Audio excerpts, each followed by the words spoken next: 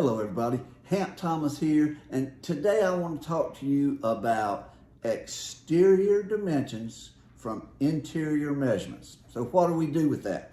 When I ask a lot of people this question, they say, oh, I always follow ANSI. Well, guess what?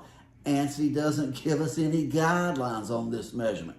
You got a 1.5 story house and you get to the exterior wall and you can take a measurement, up to the drywall or the sheetrock. How much do you add for the width of that exterior wall? Well, now, if you can open a window or look out the window, and you can, if it's vinyl siding, brick veneer, whatever the case may be, and you can estimate or guesstimate what the width should be. And that's what a lot of people do. But when people tell me that they're following the ANSI rules on that, I know they haven't read all of ANSI, because ANSI doesn't give us a rule on that. Should they? I think they should, but they don't. And a lot of people, I've been teaching, how to measure that or take that dimension for the last 10 years. I say, well, where do you get the number from?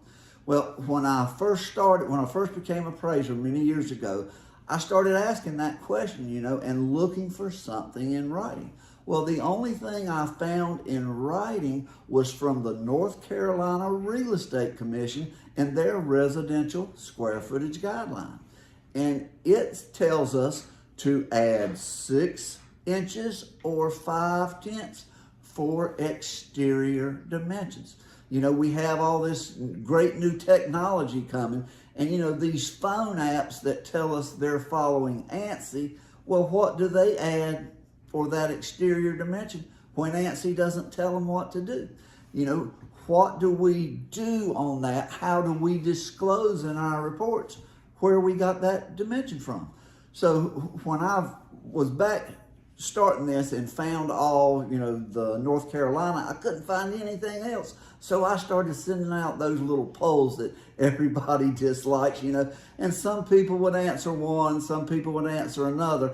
And I actually did that for 10 years before I got enough answers, to really form a consensus on there. And it was real simple. It was all the same thing. Everybody, pretty much all appraisers that I polled, they add 5/10 or 6 inches for that exterior wall, unless, they can come up with a dimension that they're pretty sure about. So that's why when I wrote the American Measurement Standard, to give us a choice between ANSI for those people that learn to measure stairs on only 1 floor instead of 2, I put that in the American Measurement Standard. So now we have at least 2 sources that we can quote of how we came up with that measurement. So if somebody asks you where you came up with that measurement, for that exterior wall, you can quote the North Carolina Real Estate Commission, or you can quote the AMS, you can put them both in there for that matter. But that, to my knowledge, those are the only written sources that give us an idea. And since we've been teaching that for at least 10 or 12 years in our classes, that's what we've been doing. And, just telling people that it comes from appraiser polls, it comes from the American Measurement Standard, and it comes from the North Carolina Real Estate Commission square footage guidelines. So just, if you have a question about that, if you can't, determine what the exterior dimensions should be, use the 5/10 or 6 inches. And what's the purpose of that?